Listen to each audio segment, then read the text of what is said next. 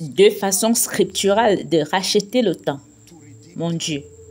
Et chaque fois que Dieu veut aider un homme à racheter le temps, il introduit deux choses dans votre vie. La première s'appelle la restauration. La deuxième s'appelle la vitesse. S'il vous plaît, n'oubliez pas ceci. Et ça, ce sont les deux moyens scripturaires pour recevoir l'aide de Dieu en ce qui concerne le temps. La première s'appelle la restauration. La deuxième s'appelle la vitesse. La restauration, que signifie restaurer? Restaurer, c'est ramener des événements qui auraient dû se produire dans le passé et de les mettre dans votre aujourd'hui. Des événements qui n'ont pas pu se produire dans votre hier. Dieu est capable d'attirer ces événements et de les mettre dans votre aujourd'hui. Ça, c'est Dieu pour vous. L'aide à la destinée que vous auriez rencontrée en 2019, mais à cause de la négligence et de l'insensibilité, la personne est venue et est passée et vous n'avez pas pu la voir et la reconnaître.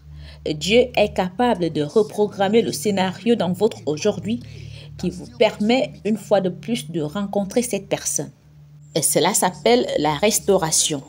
Est-ce que cela ressemble à ce qui arrive à quelqu'un en ce moment? Qu'au nom de Jésus, ce qui ne pouvait pas se produire parce que vous n'étiez pas sensible, c'est venu comme une impulsion. Mais à ce moment-là, vous n'aviez pas grandi spirituellement pour savoir ce que cette impulsion signifiait. Et certaines portes vous ont échappé. Certaines opportunités se sont ouvertes et refermées et vous n'étiez pas là. Je prie pour vous, le Dieu de toute grâce, le Père de l'Esprit, puisse-t-il reprogrammer les événements pour vous, qu'il reprogramme les événements pour vous, qu'il vous donne une autre opportunité. Alléluia. Il y a trois choses à propos du temps. Premièrement, le temps peut être investi, le temps peut être dépensé et le temps peut être gaspillé. Le temps peut être investi, le temps peut être dépensé et le temps peut être gaspillé comme la monnaie. Maintenant, pour diverses raisons, écoutez s'il vous plaît, je relis ce que je dis maintenant à l'enseignement du pasteur Dieu. Je crois que ceci est un message prophétique que Dieu apporte sur la question du temps. Vous vous souvenez que le pasteur a parlé du retard hier? Sommes-nous ensemble? Pour diverses raisons, le croyant moyen a déjà le temps contre lui. Sommes-nous ensemble? Pour diverses raisons. Permettez-moi de vous donner quelques-unes. Pour des raisons d'ignorance, pour des raisons d'insouciance, pour des raisons des facteurs démoniaques. Beaucoup ont déjà le temps contre eux. Et nous avons trouvé un nom. Nous avons attribué un nom à la situation où le temps joue contre l'homme. Nous appelons cela le retard. Nous appelons cela la stagnation. Le retard ou la stagnation est le nom donné à une situation où le temps est déjà contre vous. En d'autres termes, il y a tant à faire dans votre vie, mais vous ne rattrapez pas le temps qu'il vous reste. Et si vous devez vivre 80 ans sur Terre et que vous fêtez 50 ans, vous ne fêtez pas 50 ans, vous célébrez les 30 années qu'il vous reste à vivre. Sommes-nous ensemble? Écoutez très attentivement, car cela pourrait concerner beaucoup de gens aujourd'hui. Pour diverses raisons, beaucoup de personnes ont déjà le temps contre eux. Et je vous le dis, tout d'abord, beaucoup de gens n'ont pas appris à connaître Dieu très tôt. Et j'espère que vous savez qu'il faut du temps pour connaître Dieu et grandir. Deuxièmement, beaucoup n'ont pas eu le privilège d'être placés sous la direction d'un prêtre enseignant pour bénéficier d'un mentorat structuré tôt. Et ils ont donc continué à tourner en rond et à perdre leur temps. Sommes-nous ensemble? Au chapitre 28 de la Genèse, Jacob a eu l'occasion de rencontrer le Dieu de la Bible. Mais il était insouciant et il n'était pas sensible.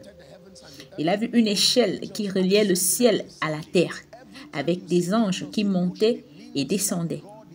Chaque fois que vous voyez des anges en mouvement, cela signifie qu'il y a une transaction qui se passe.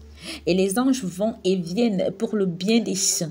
Bien qu'il n'y avait rien pour lui dans cette rencontre, comment pouvez-vous voir une rencontre aussi glorieuse et ne rien avoir? Il s'est réveillé et a dit, certes, l'Éternel est en ce lieu et je n'en savais rien.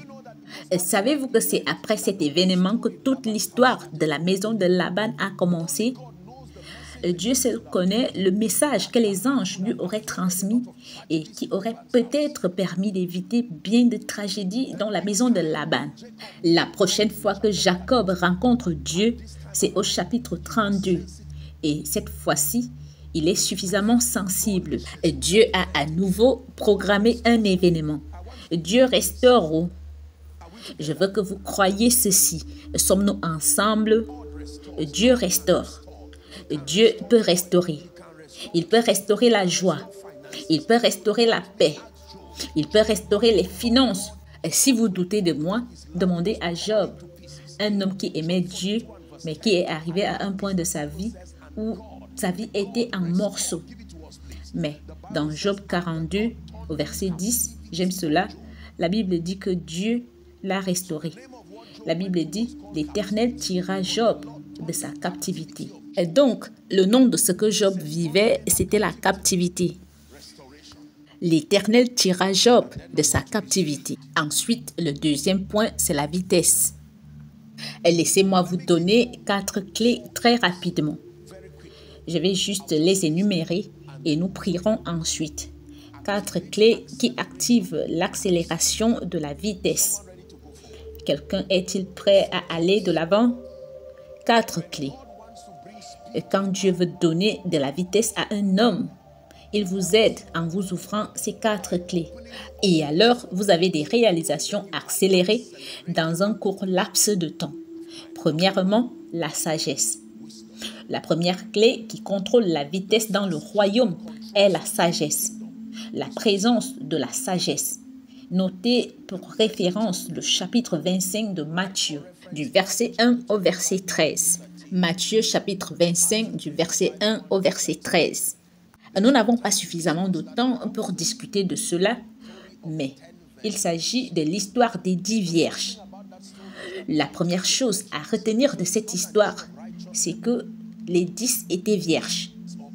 Il ne s'agit donc pas d'une question de justice ou d'injustice. C'était une question de sagesse et de folie. Sommes-nous ensemble? Et le facteur principal qui a fait la différence a été le retard de l'arrivée de l'époux.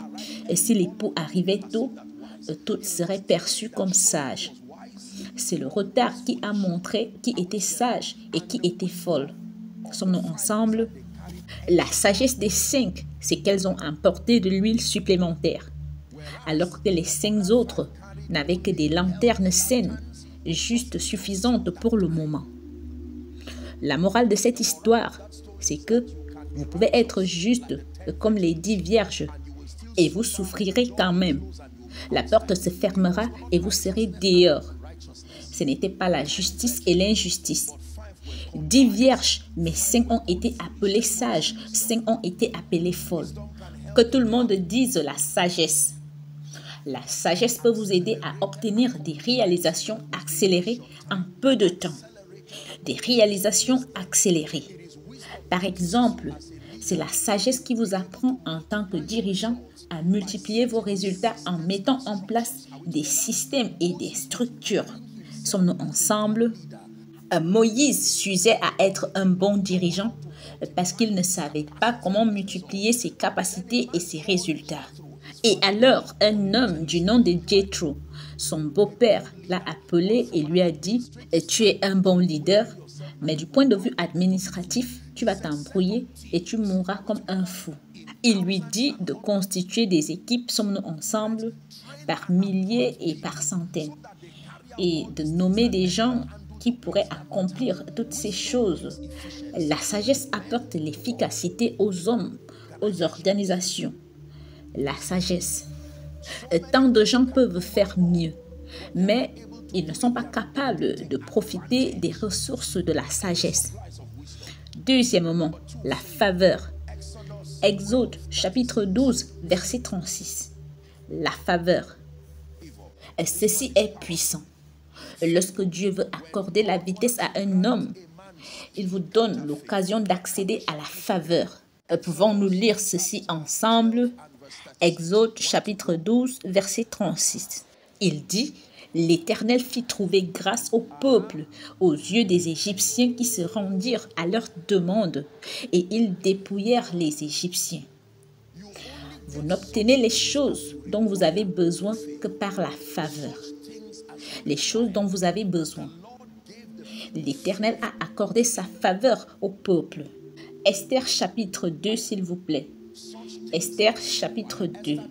J'aime bien celui-ci au verset 8 et 9. Ça, c'est Esther étant préparée par Hégai, la gardienne des vierges du roi, pour aller rencontrer le roi. Voici ce qu'il dit au verset 8 et 9. Verset 8. Lorsqu'on eut publié l'ordre du roi et son édit, et qu'un grand nombre de jeunes filles furent rassemblées à Suse, la capitale, sous la surveillance d'Hégai, Esther fut aussi prise et conduite dans la maison du roi. Et donc, elle n'était pas la seule. Esther était parmi de nombreuses jeunes filles sous la surveillance d'Hégai, gardien des femmes. Lisons le verset 9. Alléluia.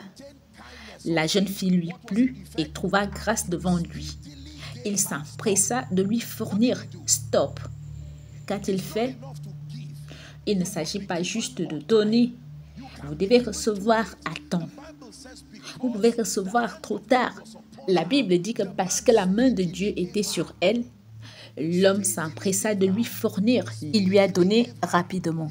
Il lui a donné rapidement. Est-ce la prophétie de quelqu'un? Il lui a donné rapidement. Au nom de Jésus-Christ, il y a des gens qui postulent pour un emploi. Et il est du pouvoir de la société de leur donner cet emploi. Mais ils gardent tout jusqu'au jour où vous êtes redevable. Vous êtes redevable de ce que 10 ans de salaire ne peuvent pas payer. Puis, ils vous donnent tardivement l'emploi. Vous avez été donné, mais c'est venu tardivement. Sommes-nous ensemble maintenant? Et l'une des choses que j'ai apprises à propos de l'argent, c'est que s'il n'arrive pas à temps, il ne sert à rien. L'argent sert à quelque chose lorsqu'il arrive au bon moment. Sommes-nous ensemble? Et si vous deviez faire voyager quelqu'un par avion pour un traitement et que vous aviez besoin de 10 millions de naira, par exemple, et que l'argent arrive 2 jours avant la mort de la personne, alors l'argent est arrivé, mais il est arrivé tard. Fais-moi entendre dès le matin ta bonté. Est-ce dans votre Bible que quelqu'un crie « Père, j'obtiens la grâce de la vitesse par la faveur ». Priez en 1 minute. Il nous a donné rapidement, rapidement, rapidement, rapidement.